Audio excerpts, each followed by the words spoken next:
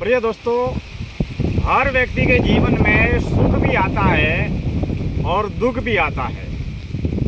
अब सुख और दुख या तो किसी व्यक्ति की वजह से है या धन, साधन, वस्तु, पदार्थ से जुड़े हुए रिश्ते, संबंध और उसकी सुविधा से है।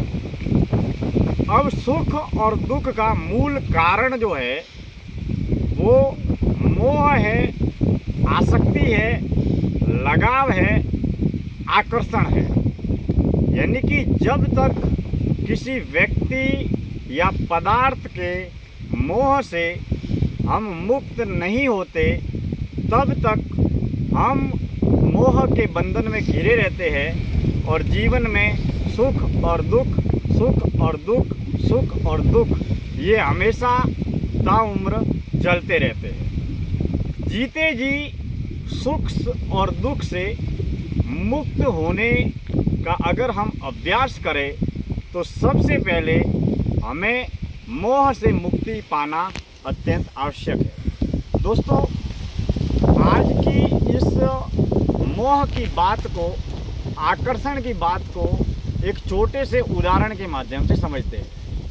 एक बार एक राजा था और एक राजा राजमहल में रहता था। अब एक दिन ऐसा आया कि उसके राजमहल में आग लग गई और पूरा महल जलकर राख हो गया। जैसे ही उस राजा को ये खबर पड़ी कि मेरा जो महल है वो आग लगने की वजह से जलकर राख हो गया। अब उस राजा का जो राजमहल, जिस राजमहल में वह रहता था, वह राजमहल आग लगने की सूचना पाने पर भी राजा को न तो सुख हुआ न दुख हुआ। यानी कि राजा के पास में राजमहल होने के बावजूद भी उस महल के प्रति कोई मोह नहीं, कोई आसक्ति नहीं, कोई लगाव नहीं, कोई आकर्षण नहीं। अगर ये महल जल गया है, राख बन गया है, तो हम दूसरा महल बना देंगे, क्योंकि महल तो मात्र जीवन को एक जीने की सुविधा मात्र है। तो हम भी इस जीवन को अगर उस राजा की तरह व्यक्ति और पदार्थ के मोह आकर्षण से मुक्त जीवन जिएंगे तो जीवन में हमें न तो सुख होगा न दुख होगा। यानी कि अपार धन दौलत होगी तो वो मात्र सुविधा के लिए होगी, हमारे जीवन की जरूरत के लिए होगी, लेकिन उसके होने या न होने का न तो कोई अहंकार होगा और न होने का कोई भी दुख होगा। अब उसी गांव में एक भिखारी रहता था। अब जो भिखारी जिस गांव में रहता था उसके एक झुग्गी झोपड़ी थी।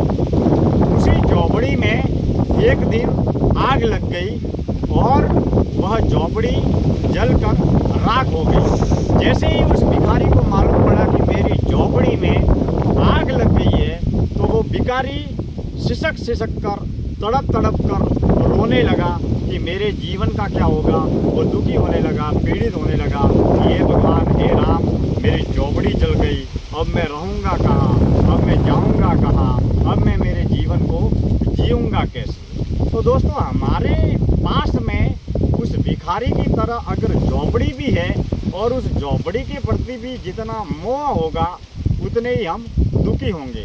इसका मतलब ये नहीं है कि हमारे पास में झोपड़ी नहीं होनी चाहिए या महल नहीं होना चाहिए।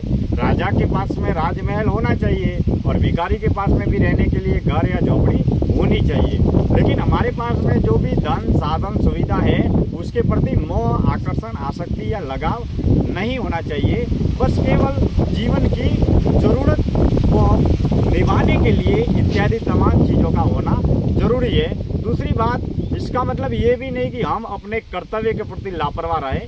हम अपने जीवन में अपार धन, दौलत, अमीरी, प्रसिद्धि सब कुछ प्राप्त करें, कर्म करते हुए, निष्काम भाव से कर्म करते हुए अगर बहुत कुछ, सब कुछ हम अगर प्राप्त करते हैं, धन से अगर अमीर बनते हैं, तो जीवन में हम धन के माध्यम से अपना भी कल्याण करते हैं, लोगों का भी कल्याण करते हैं और सेवा भी करते हैं, त्याग भी करते हैं, लेकिन हम सुख और दुख से मुक्त रहते हैं। तो दोस्तों, जीवन में हमें पारिवारिक, सांसारिक, सामाजिक जीवन को जीने के लिए धन दौलत से अपार, अमीर, प्रसिद्ध अवश्य बनना चाहिए।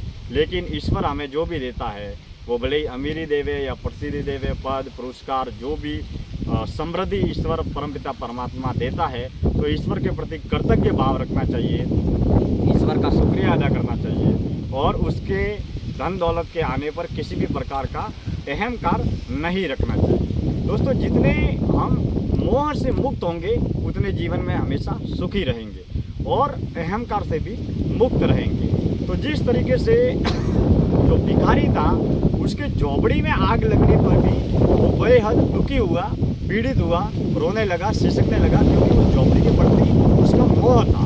और जो राजा जो था, वो राजा के महल के में आग लगने पर भी महल राख बन गया। इसके बावजूद भी उसे कोई फर्क नहीं पड़ा, वह सम्यक अवस्था में जी रहा था। होने से कोई फर्क नहीं पड़ता, ना होने से कोई फर्क नहीं पड़ता।